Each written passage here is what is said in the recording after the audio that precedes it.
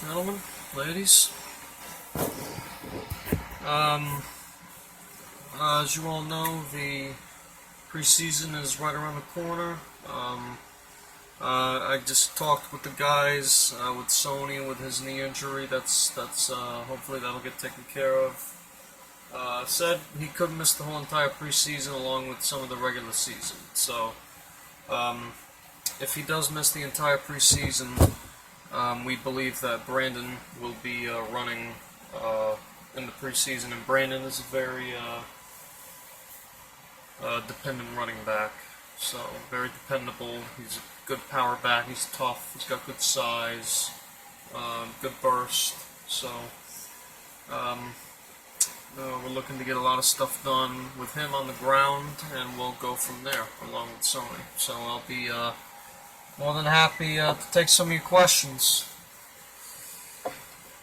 Yes. Yeah, training camp. There's been ups and downs, goods and bads. Goods and bads, ups and downs, yays and nays. Happy moments, terrible moments. I think the newcomers are doing pretty well. Eric, who just came in here, I think yesterday. Jeremy's been doing great. Jeremy's getting a lot more reps in. Isaiah's been doing great at left tackle, left guard. Trent's been doing fabulous. Rex is getting a lot more comfortable with the system. So yeah, I think we're all making good progress, and we'll see where we can go from there, and we'll see how that camp productivity shows on Thursday with Washington. Yes. Just an overall thing of how Braxton Berrios is going so far. This is overall report from Berrios. Yeah, Julian calls them Honey Nut, which is supposed to be a Honey Nut Cheerios, Honey Nut Berrios, I guess. Stupid thing, but he always gives all of our newcomers, nicknames. KB, Kenny Britt, CP, Cordero Patterson. Patterson's doing fabulous in training camp, by the way. But yeah, Braxton, he's been competing for the slot position. He's actually been winning. So, I got a lot of faith in Braxton. It was kind of like an Austin Carr kind of thing. But he's somewhere in New Orleans right now. But unless they released him, but I don't know. But yeah, Braxton's been doing wonderful. He's a great guy, good kid. He's smart. He works hard. He knows what he's doing. He's a quick guy off the ball. He's agile, fast, good hands. So yeah, we're happy to see him, and we're going to be very eager. I'm very eager to see him on Thursday against Washington. So, all right, next question. How do you think you're going to how do you plan on replacing Cooks and Amendola and Jordan Matthews? I knew he was actually one of the surprises from being released. So yeah, Jordan. It just wasn't going to work out with Jordan. He was a great receiver. 6'3", he had great height, but that's why we took Eric. Eric is also 6'3", so we needed that tall receiver kind of guy, and Cordero, I think, is 6'2", 6'1", 6'3", maybe, I think 6'2". Relatively young at 27, so yeah, but replacing Cooks, I think we're going to put Phillip in. With Phil, Phil is just as fast, same height. I don't think he has the catch radius as Cooks, but he's just as fast. Runs the routes well. He's young, and I don't think he dropped one pass last year when he was with us, unless if it was like in quadruple coverage. So, but Phil's a good receiver. Phil's a good young, fast receiver, and he can replace Cooks. Now, as far as Danny's concerned, if Braxton can show up, then it might just be him, because I'm looking at his highlights. I looked at them recently, and I said, wow, this guy, and I also watched his his draft thing and his film, and yeah, I said, yeah, this guy could be the next, Edelman or Amendola, because Jules is getting old here, and we don't know when he'll leave, and he won't be the same after his ACL. I mean, he's trying to get it back to normal, and it's a grind, and you got to keep grinding, and we're just gonna have to wait and see. But Braxton, I think, will be a good receiver in the preseason, and that will determine whether if he makes the roster or not. So trust me, it'll be a big surprise if he doesn't make the team. Just a little update on Sony Michel with his knee injury. All right, Sony. I just hope that it won't be anything major, or if it becomes incessant. I just hope that Sony comes back from that injury stronger than before. So he's getting some procedure done on his knee, and it's been thought that he might miss the entire preseason. If not that, then some of the regular season as well. So, and then I heard recently about maybe half an hour ago that he might just miss 10 days, or it could just be day to day. I know that Malcolm, with his knee injury, that was labeled as day to day. So we're just gonna have to wait and see. We can't make any moves until we know what cards were dealt. So. Chuck, just the addition of Juwan Bentley and Christian Sam along the edge, along with Harvey Long. You also know he's coming back. And how do those three really give you a really kind of like a trio for trouble, kind of like a triple trouble kind of thing? Yeah, so you got Juwan, who's a big-time run stuffer, a big bulk, a big physical linebacker who could play defensive end, really. You got Christian, who's a pass rusher. Then you got Harvey, who's also a pass rusher. But then, if we keep a Landon, then we have a Landon who can also stuff the run. And then we got Hightower, he's coming back, and he's one of our key pass rushers as well. Key tackler, great tackler, and then we also got Marquise, we got Nicholas, we got Brandon, we got Kyle, we got all those guys. So we definitely have to improve our defensive line as far as getting to the quarterback is concerned, along with stopping the run. Stopping the run, I don't think we had a problem with last year, but our defensive line as far as pass rush was just non-existent. So, guys like Christian and Harvey and Kyle and Brandon, maybe not Brandon so much, but definitely Kyle and Marquise and maybe Nick, Christian, all those guys, they can really, Trent Harris I think he went to Miami. He's a little undersized, but he can use his size to his advantage.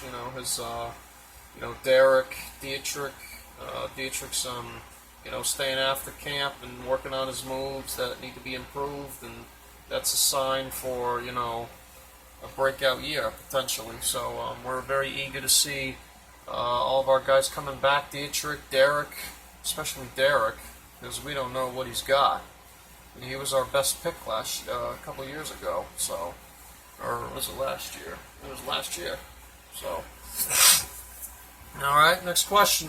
How are the defensive backs? How are they doing in camp?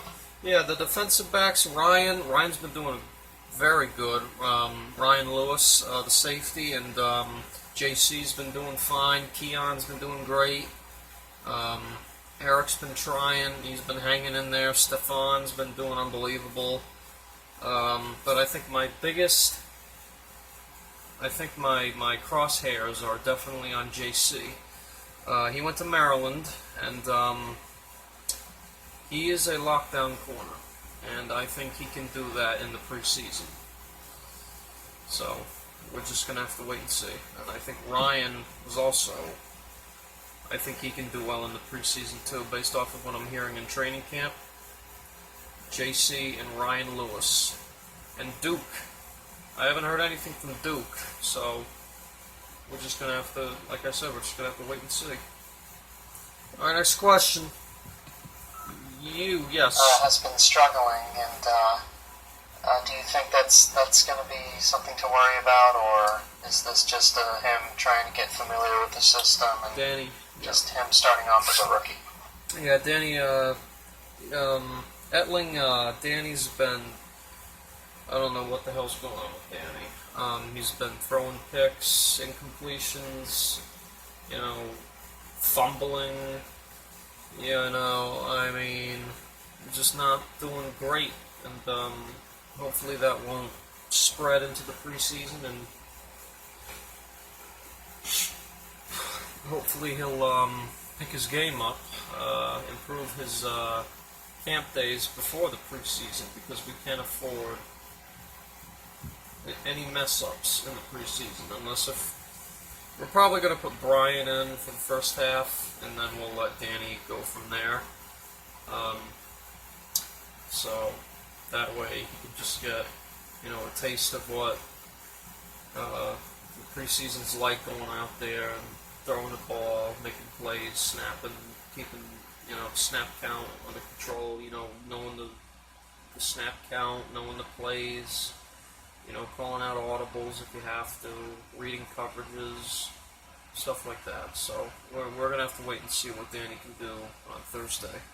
Hopefully it won't be a copy of what he's been doing in camp. So yes. How is J.C. Jackson doing in camp? I know that he's actually made a few plays as well. Yeah, J.C.'s been doing. J.C.'s a star. He's gonna shine in the preseason, and if he doesn't make this team, I can guarantee you that I will be sitting down with Bill. So J.C. is. We need a corner who can replace Malcolm. That is our goal. That was why we took Duke, was so we can find out, or even JC and Keon. Keon was a 7th round. JC went undrafted. They were the only 3 corners we picked up, were JC, Keon, and Duke. So we think that Duke can be the replacement for Malcolm, but I don't think he. I think JC will be the replacement for Malcolm, but we're gonna have to wait and see. But JC's been doing a great job in camp. Deflections, picks, all that stuff. Right? How's the secondary doing in the newcomers? Yeah, the secondary. Doing camp with Eric Decker as well. Oh yeah, Eric. He had a good first day. Good catches, good routes. He's 31, so we might just release him once Jules comes back. We're just going to have to wait and see who can replace him for those first 4 games.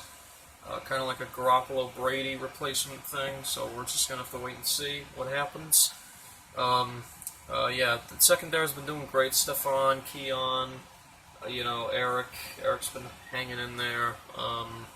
JC, Duke. I haven't heard anything from Duke, so we're just going to have to wait and see. But other than that, the secondary for the most part's been doing pretty well. So, and the newcomers, Cordero's been doing fine. Jeremy's doing good. Kenny's been doing all right. So Dwayne's getting more familiar with the system. Yeah, we're just gonna have to keep hoping that they can deliver in the regular season and the preseason. Did you see the Hall of Fame game at all? And also,